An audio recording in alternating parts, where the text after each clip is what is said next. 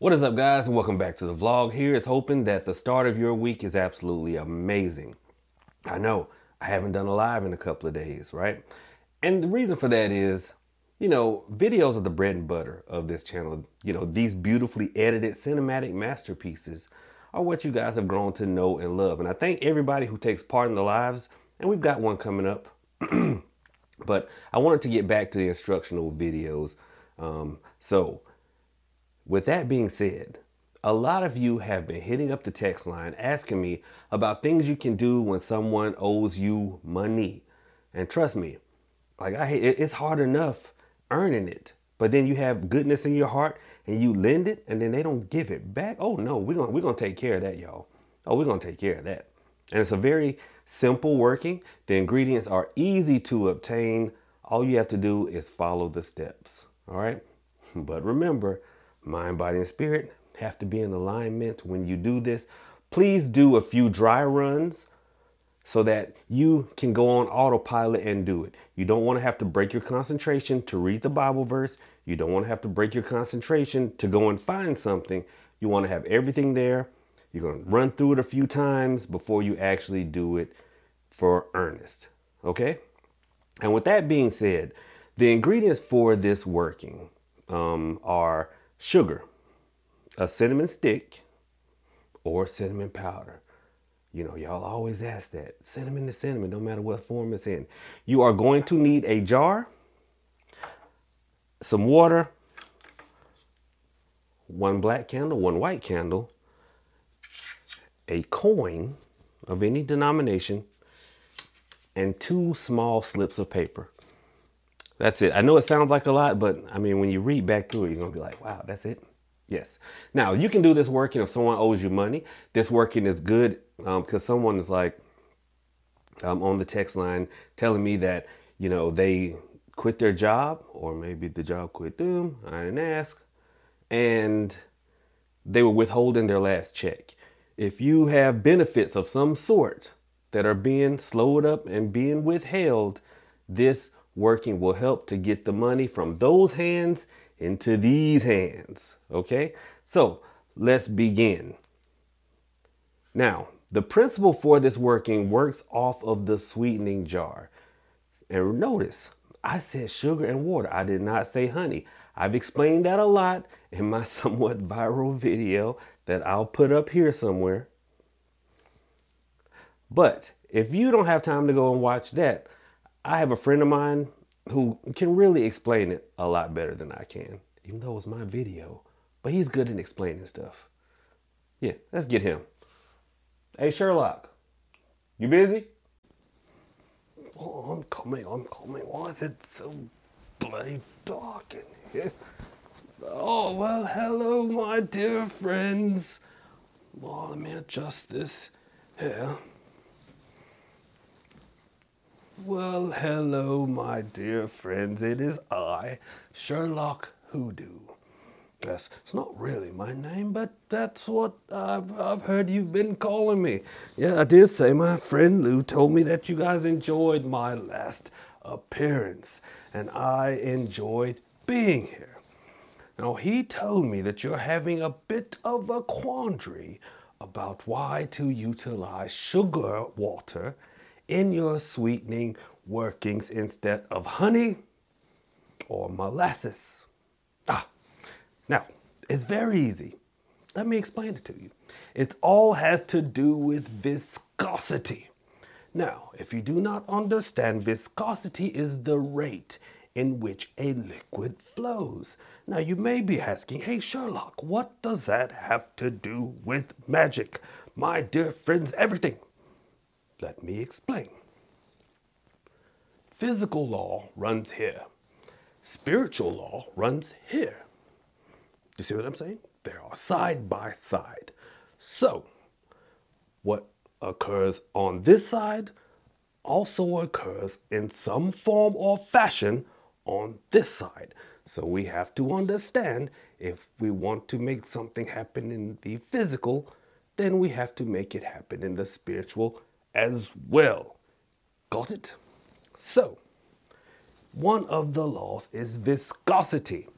Now, if we were to look at honey,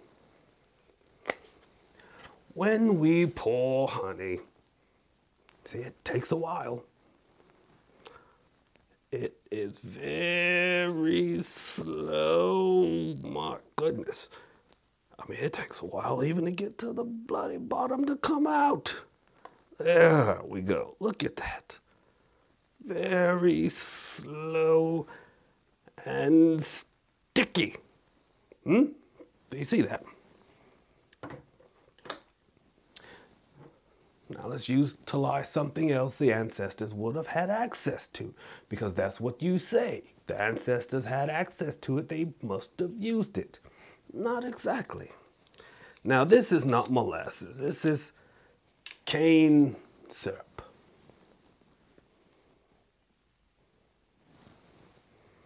From here in Georgia. Now cane syrup pours the same way, very slowly. And molasses, well, molasses pours like people my age. Well, I can't say that. Oh, well, let's just say we do everything very slowly and carefully. Now, if you are trying to sweeten or do some type of working and you utilize something that pours slowly, then the work will work slowly. You understand? Oh goodness, I have misplaced something. I want to show you something. This is a sweetening jar that was made with sugar. If you can see, it still is very, very loose and flowing. You can even see bits of the herbs in there still, but look how fastly it pours. Look at that. Look at that. Well, even water, when sugar has been added, pours quickly. Very little viscosity. So, to put it simply, the quicker the pour, the faster the work. The slower the pour, well, let's just say by the time that situation is sweetened, when you use this, you'll have forgotten all about her and she will have forgotten all about you. Unless you want some kind of miraculous love in your 70s or 80s. Yes. So, when it comes to a sweetening type of working, utilize sugar and water. It pours faster, it works faster. If you want something that pours slowly, then utilize, say, honey or molasses or cane syrup when you're already in love and you just want to keep it there. Okay? Now let me tell you guys a story. As you know, I like to deduce where workings come from. So someone brought me just a jar. You guys love jar spells, I see. And it was wrapped and it was all pretty tied up in a bow. And they said, Sherlock, could you tell me if this jar is legitimate? And it was a love spell jar. And I said, well, let's take a look at the thing. I untied it and opened it up. And even the jar had been covered in some type of pink paint, and it had all types of macrame on it, and it was a very pretty jar. I scraped a bit of the paint off, and it said, Kraft mayonnaise. Well, that's neither here nor there. Jars can be repurposed, but at least take the bloody label off before you paint it. Now, just because it had been so hastily thrown together, it reeked of social media. It did. And, what? Lou wants me to say, hello, Hoodoo loves. I don't know. Why are you laughing? Okay.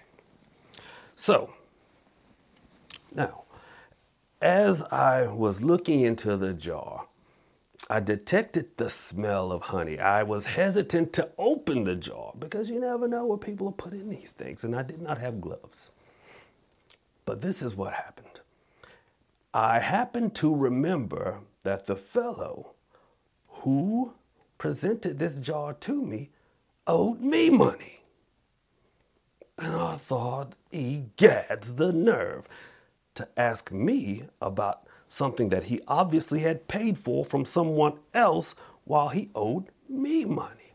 So this is what I did. Since I knew it was honey, it was the summertime. I said, the jar's not working because you're not supposed to shake it.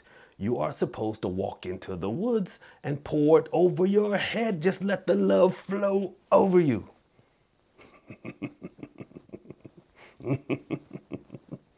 Oh, the bloke did it.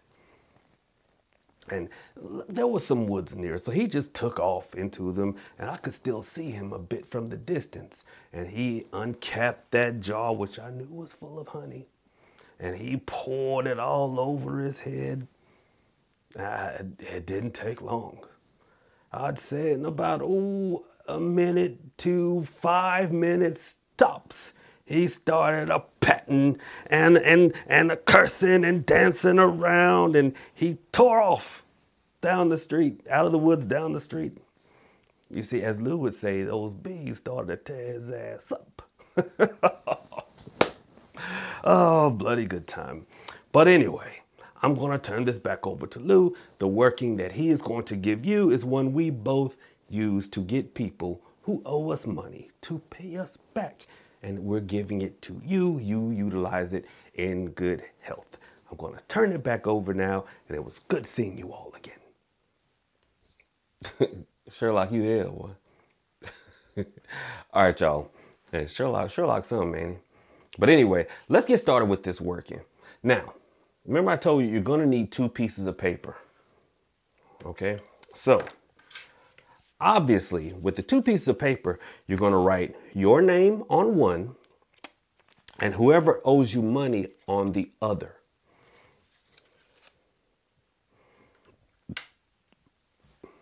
Hopefully the camera didn't catch that little burp.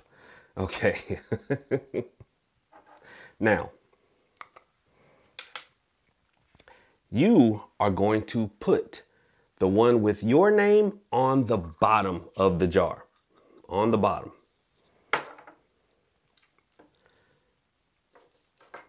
You are going to take the white candle and light it.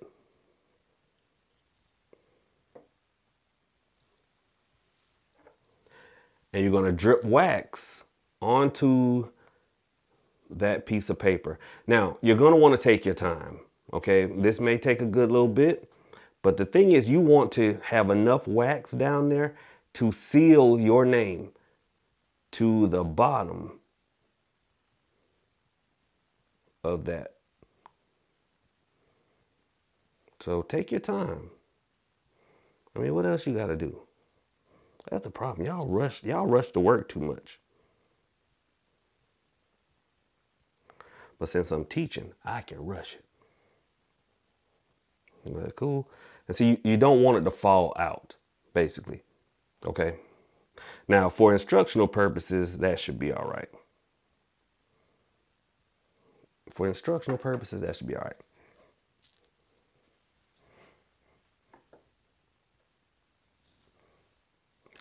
Lord, I hope I don't set that doggone fire alarm off. Anyway, yeah, Hoodoo Central has smoke detectors everywhere. Man, I'm always setting them off.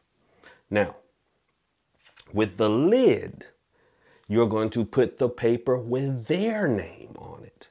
And then you're going to do the same with the black candle.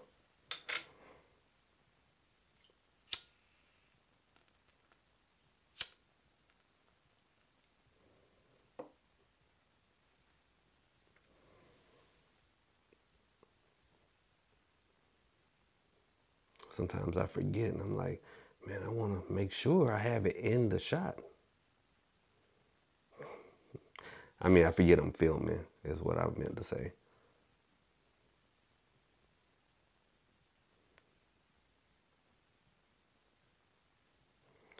That should be good. I'm going to have to pinch this one a little bit longer.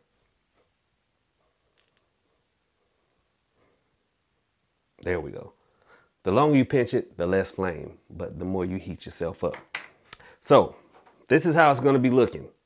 You got yours here with the white wax sealed, and you've got them here with the black wax sealed, if the camera will focus. Now, ordinarily, and you're going to see why, you want it just like really covered in wax. And you're going to see why. And you've got the penny. So now you are going to put, well, I'm going to start with the sugar. Because you want it to be, I'm going to do the water first. Put water in there. Now, if you've got enough wax, that should, the paper should stay on the bottom, is what I'm trying to say. And then you add some sugar. Now, you want it to not be too thick, but you want it to be super sweet. Think black people Kool-Aid, okay? Not the Kool-Aid that's according to the package, black folks Kool-Aid. My non-melanated brethren and sisterin, if y'all don't know, phone your black friend and ask them, hey, how y'all make Kool-Aid? No, that's not how y'all do it. Hey, excuse me, buddy, how do you guys make Kool-Aid? Because we just use the 1 cup per 2 quarts. That's not what you do? No, we just pour till the ancestors tell us to stop.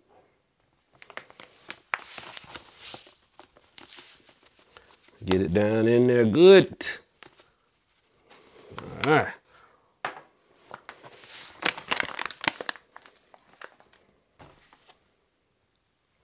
And, I don't want to shake it up yet. So I'm just going to do a little stir. Now,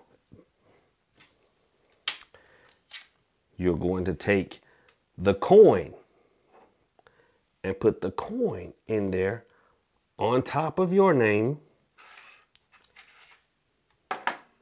And then take the cinnamon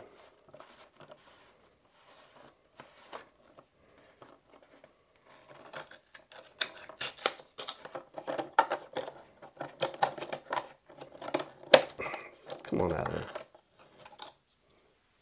Now you may have to break it like I am.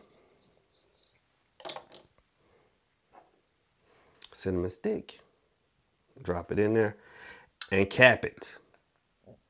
Now for this one, you're not going to shake. All right, you are not going to shake. And make sure your jar is capped tightly, and you're going to see why. Because if it's not capped tightly, you are going to regret it. There we go. Now, this working starts out inverted. You want the coin to fall to where the black wax, the person who owed you's name is. Why? Because they are the ones with the money. And you are going to recite Ecclesiastes 5:5, which says, and you're going to hold it.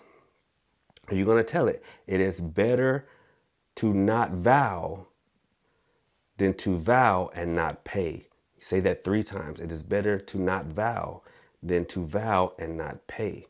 It is better to not vow than to vow and not pay. And then you're going to just sit this upside down somewhere for 3 days. At the end, and you're going to recite this 5 times a day for 3 days. On the 3rd day, you turn it right side up. What does that do? The coin now falls from them down to you. And then you recite it again. Ecclesiastes 5:5. It is better to vow, it's better not to vow than to vow and not pay. It is better not to vow than to vow and not pay. It is better not to vow than to vow and not pay. You do that for 3 days. At the end of that cycle of 6 days, the person will have paid you. The settlement will have come through. Whatever is going to happen is going to happen. And once you do get your money, then you take this jar and you dispose of it at the base of a tree. Now, I always get the same questions. Well, what if you're not near a tree? You got some money now. Take an Uber to a tree. Okay? Good grief. Pay your neighbor. You know, give them $5, but hey, take this to a tree and just go sit it there. Okay? Easy breezy, lemon squeezy. Super simple working. Just make sure that you are all the way focused, all the way in alignment. Make sure that you have done your practice run so that you can focus. Make sure you've got the Bible verse memorized so you don't have to flip and find it. And go forth and get your money. Guys, we still have some seats left for my upcoming webinar on the 19th. Yes, on the 19th. It is on ancestor altars, how to set them up and how to work them. Because a lot of people know my philosophy on setting up an ancestor altar, but we're going to get into how to go about working with your ancestors, getting them strengthened enough, and how to go about asking them to go forth and do the things that you need for them to do for you. Okay, so $10 through Cashapp or Venmo, $15 if you go through my website, www.trueconjure.com. And that's it. A couple other things. If you wanted to, you could add some licorice root to that jar. If you wanted to, you could burn a Pay Me Now candle and light some Pay Me Now incense. You could even put some Pay Me Now oil in that. All of which are now available on www.trueconjure.com. Let me stop for y'all think I'm a marketeer. But yeah, y'all, very simple working, easy to use and easy to find ingredients. Y'all go out and get to work. Don't just write this stuff down. Practice it, perfect it, so that when you do need it, you already got it. All right, y'all, I appreciate it. Profit out.